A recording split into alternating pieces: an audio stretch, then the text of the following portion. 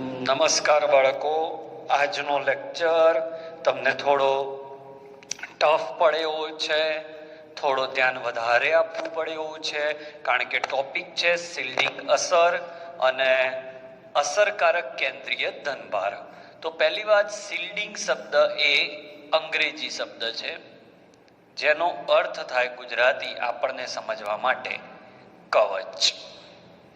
Screen પણ આપણે આને કહી શકીએ, એટલે પડદો પણ કહી શકીએ. એક્ઝેક્ટલી આ છે શું છે આ અસર? તો આ પરમાણુનું તમારું કેન્દ્ર છે, આ ભરાયેલી કક્ષા છે, આ બહારની કક્ષા છે. ઓકે, તો આ બાહ્યતમ કક્ષા છે. તો બાહ્યતમ કક્ષા માટે જે ઇલેક્ટ્રોન હોય એ બાહ્ય કક્ષાના ઇલેક્ટ્રોન અને પરમાણુના કેન્દ્રનો ધનભાર એમની વચ્ચે, આ બેની વચ્ચે અહીંયા ઇલેક્ટ્રોન્સ હોય. આ અંદરની ભરાયેલી કક્ષા છે. ઓકે, તો ભરાયેલી કક્ષાના ઇલેક્ટ્રોન દ્વારા બાહ્ય કક્ષાના ઇલેક્ટ્રોન અને પરમાણુના કેન્દ્ર વચ્ચે લાગતા આકર્ષણ બળમાં ઘટાડો થાય છે. આ અસરને શિલ્ડિંગ અસર કહે છે. બુકમાં આવી જ ગઈ છે, પણ શિલ્ડિંગ અસરનું મુખ્ય કારણ આ છે. બરાબર? તો ભરાયેલી કક્ષાના ઇલેક્ટ્રોન દ્વારા, ભરાયેલી કક્ષાના ઇલેક્ટ્રોન દ્વારા પરમાણુના કેન્દ્ર અને બાહ્ય કક્ષાના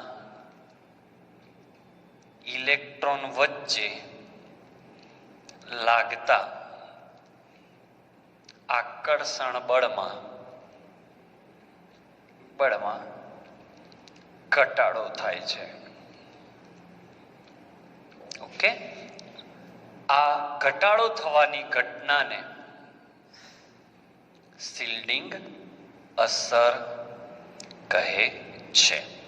આનાથી શું થાય? તો અહીંયા જેટલો કેન્દ્ર હોય, કેન્દ્રમાં જેટલો ધનભાર હોય એ બધો આને પૂરેપૂરો અસર કરી શકતો નથી. એટલે એક નવો શબ્દ પણ આવે છે, અસરકારક ધનભાર. અસરકારક ધનભારનો મતલબ થાય ઝેડ સ્ટાર. શું છે? Z star.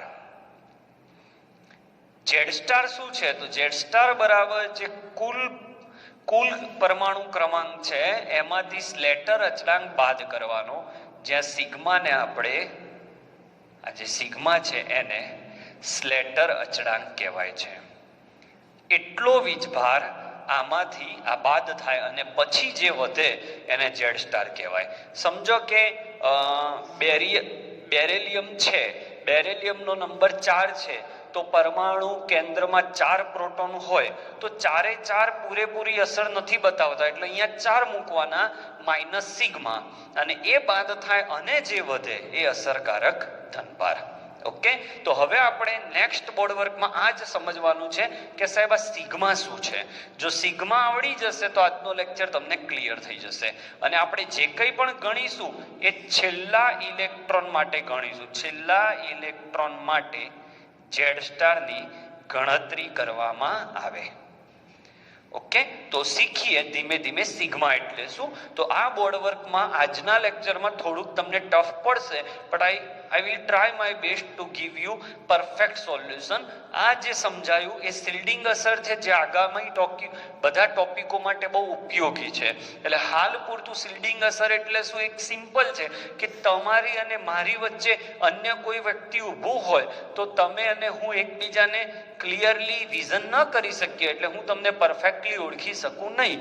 એવી જ વાત કંઈક આમાં છે કે આ પરમાણુનું કેન્દ્ર અને બાહ્ય કક્ષાના ઇલેક્ટ્રોન વચ્ચે ભરાયેલી કક્ષાના ઇલેક્ટ્રોન એક આડોડઈગર સ્ક્રીનની જેમ વર્તે, પડદાની જેમ વર્તે છે, અને એના કારણે પરમાણુના કેન્દ્ર અને ઇલેક્ટ્રોન વચ્ચે આકર્ષણમાં ઘટાડો નોંધાય છે.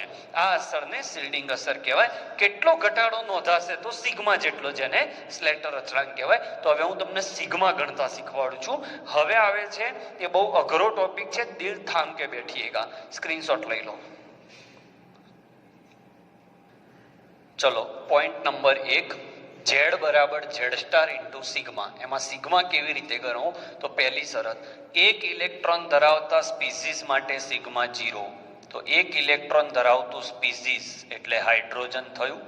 હાઇડ્રોજનની ઇલેક્ટ્રોન રચના 1s1 એટલે આ પરમાણુનું કેન્દ્ર અને આ ઇલેક્ટ્રોન, આ બેની વચ્ચે કોઈ આવતું નથી એટલે આમાં સ્ક્રીનિંગ અસર અથવા શિલ્ડિંગ અસર નથી. એટલે સ્ક્રીનિંગ અસર અથવા શિલ્ડિંગ અસર શૂન્ય છે. એટલે સ્લેટર અચળાંક શૂન્ય છે. એટલે આનો ઝેડ સ્ટાર કોના જેટલો હોય? ઝેડ જેટલો. એટલે ઝેડ સ્ટાર બરાબર 1. કેમ? હાઇડ્રોજન માટે 1 છે. આ જ વસ્તુ હિલિયમ પ્લસ માટે હોય બાળકો, તો પણ એ જ આવે જવાબ. મતલબ કે એ મતલબ આમાં ઝેડ સ્ટાર બરાબર ઝેડ એટલે 2 આવે. Li2 પ્લસ હોય તો ઇલેક્ટ્રોન તો એક જ છે ને, Li2 એટલે Li નો નંબર 3, પણ Li2 પ્લસ એટલે 2 ઇલેક્ટ્રોન નીકળી ગયા. તો આના માટે પણ ઝેડ સ્ટાર બરાબર ઝેડ થાય અને એનું મૂલ્ય પણ 3 થાય. ક્લિયર? તો એક ઇલેક્ટ્રોન હોય એમાં શિલ્ડિંગ અસર બિલકુલ હોતી નથી એટલે સ્લેટર અચળાંક શૂન્ય થઈ જાય છે. એટલે ઝેડ સ્ટાર બરાબર, સોરી અહીંયા ભૂલ થઈ છે, અહીંયા ઝેડ સ્ટાર આવશે. ઝેડ સ્ટાર બરાબર ઝેડ થશે એટલે ઝેડ સ્ટાર બરાબર ઝેડ થશે. ક્લિયર? તો પોઈન્ટ નંબર 1 કે જ્યારે એક ઇલેક્ટ્રોન ધરાવતા સ્પીસીસ હોય તો સ્લેટર અચળાંક શૂન્ય આવે છે. લઈ લો સ્ક્રીનશોટ.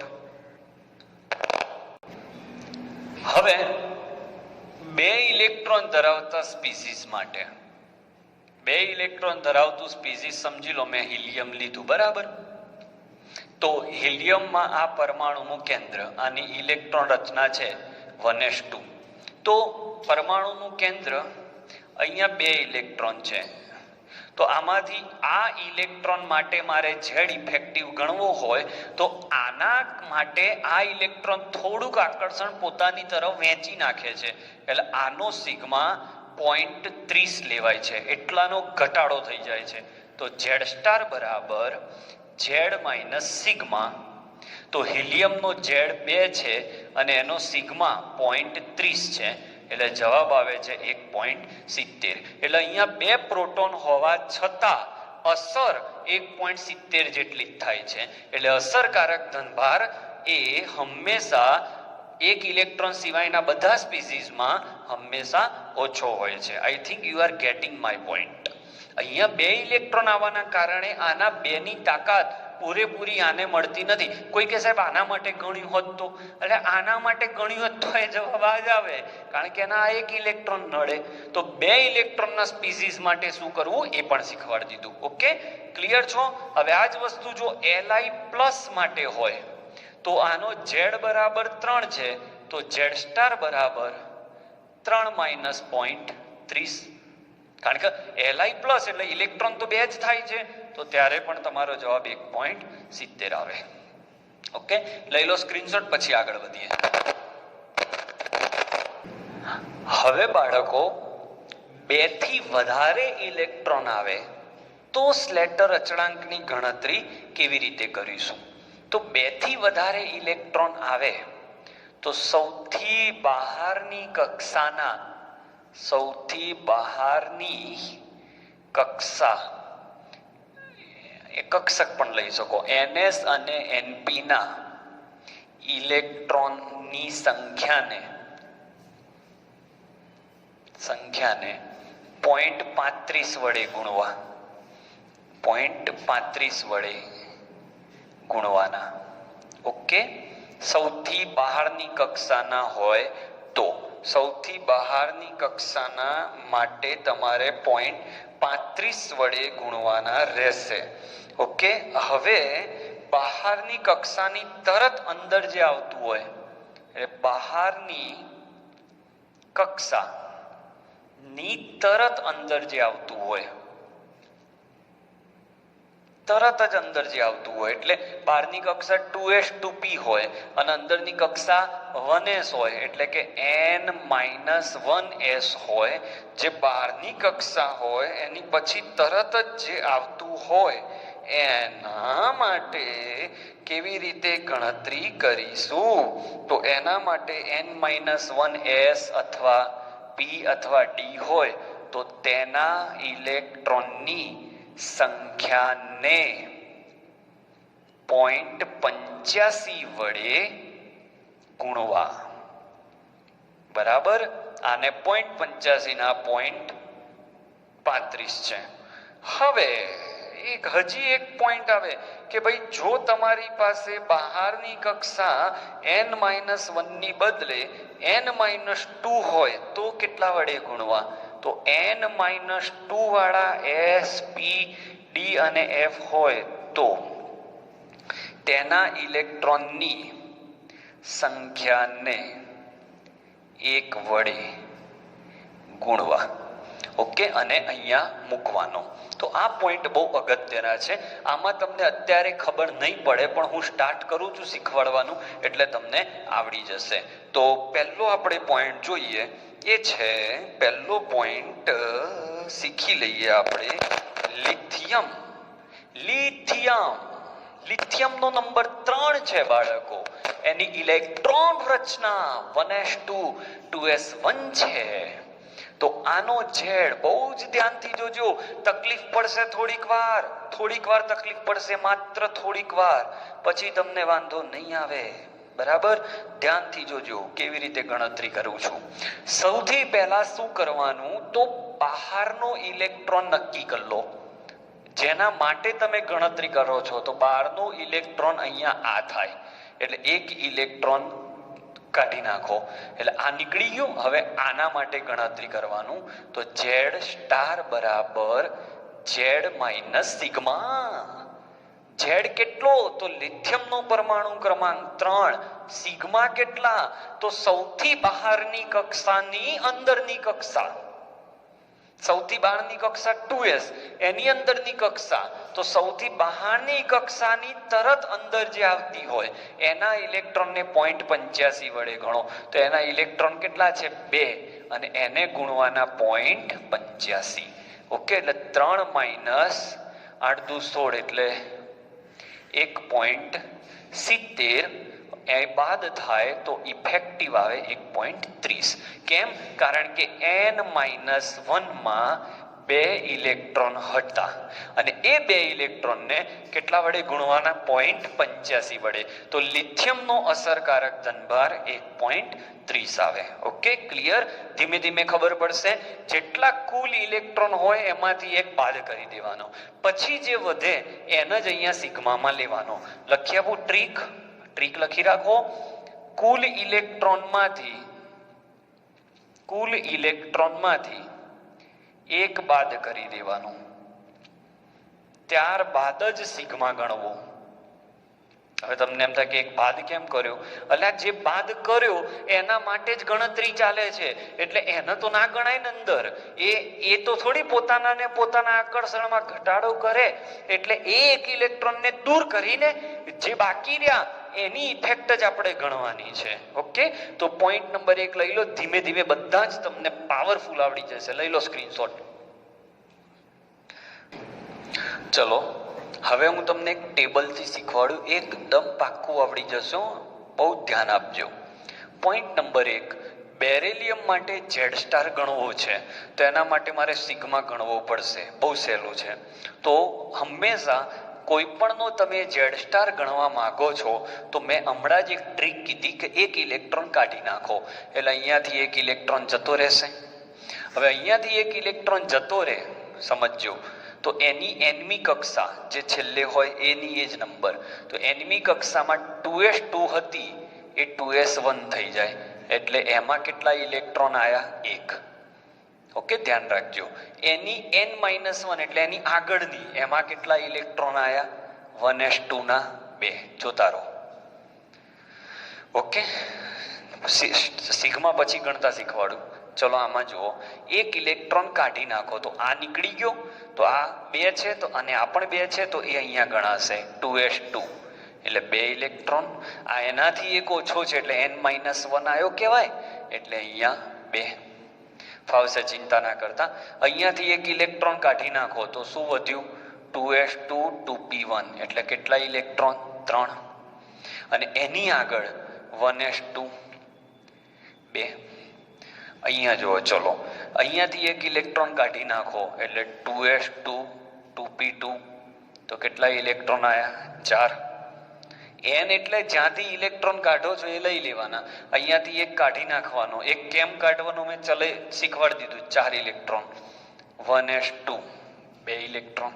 ફરીથી અહીંયાથી એક ઇલેક્ટ્રોન કાઢો તો 2s2 2p3 એટલે 3 ના 2 5 ઇલેક્ટ્રોન. અને અહીંયા 1s2 એટલે 2 ઇલેક્ટ્રોન. અહીંયાથી એક ઇલેક્ટ્રોન કાઢો એટલે 2s2 2p4 એટલે અહીંયા 6 ઇલેક્ટ્રોન. અને આ 1s2 એટલે 2 ઇલેક્ટ્રોન. હવે આ જે ઇલેક્ટ્રોન છે એને 0.35 વડે ગુણવાના અને આ ઇલેક્ટ્રોનને 0.85 વડે ગુણવાના. તો આનો ઝેડ, તો બેરેલિયમનો ઝેડ આવે છે 4 માઇનસ એક ઇલેક્ટ્રોનને 0.35 વડે ગુણવાના. ઓકે, માઇનસ 2 ઇલેક્ટ્રોનને 0.85 વડે ગુણવાના. તો ઝેડ સ્ટાર બરાબર બેરેલિયમનો નંબર 4 સિગ્મા, તો એક ઇલેક્ટ્રોન 0.35. Okay, minus 2 electron 0.85. આ જે જવાબ આવે એ તમારો ઝેડ સ્ટાર. ચલો અહીંયા હવે ફરીથી બોરોન, તો બોરોન માટે ઝેડ 5 થાય. અહીંયા જે ઇલેક્ટ્રોન છે એના 0.35 એટલે 2 ગુણ્યા 0.35 માઇનસ અહીંયા જે ઇલેક્ટ્રોન છે એના 0.85. આવું કેમ ખબર છે? કોઈને એમ થાય કે સાહેબ આ ઓછું ના વધારે કેમ? કારણ કે આ કક્ષા કેન્દ્રની નજીક હોય એટલે બાદબાકીમાં વધારે મૂલ્ય આપે. ચલો અહીંયા કાર્બનમાં 6, એમાં 3 ઇલેક્ટ્રોન 0.35 વાળા. ઓકે, અને 2 ઇલેક્ટ્રોન 0.85 વાળા. બિલકુલ ગોખશો નહીં. હવે નાઇટ્રોજન માટે, તો નાઇટ્રોજન માટે 7 માઇનસ 4 ઇલેક્ટ્રોન 0.35 વાળા એટલે 4.35 માઇનસ 2.85. અહીંયા જોઈએ 5 ઇલેક્ટ્રોન 0.35 વાળા એટલે 8 માઇનસ 5.35 વાળા અને 2.85 વાળા. ફરીથી ફ્લોરિન માટે છે એટલે 9, એમાંથી 6 ઇલેક્ટ્રોન 0.35 ની અસર આપે અને 2 ઇલેક્ટ્રોન 0.85 આપે. ઓકે, તો આ રીતે તમે સ્લેટર અચળાંક ગણી શકો છો. તો મેં 9 સુધી શીખવાડ્યા. હવે તમને એમાં એક સાહેબ 11મા માટે શું કરવાનું, તો એકાદ ઉદાહરણ તમને શીખવાડ દઉં. 11મા માટે સોડિયમ જે છે એની ઇલેક્ટ્રોન રચના 1s2 2s2 2p6 અને 3s1 છે.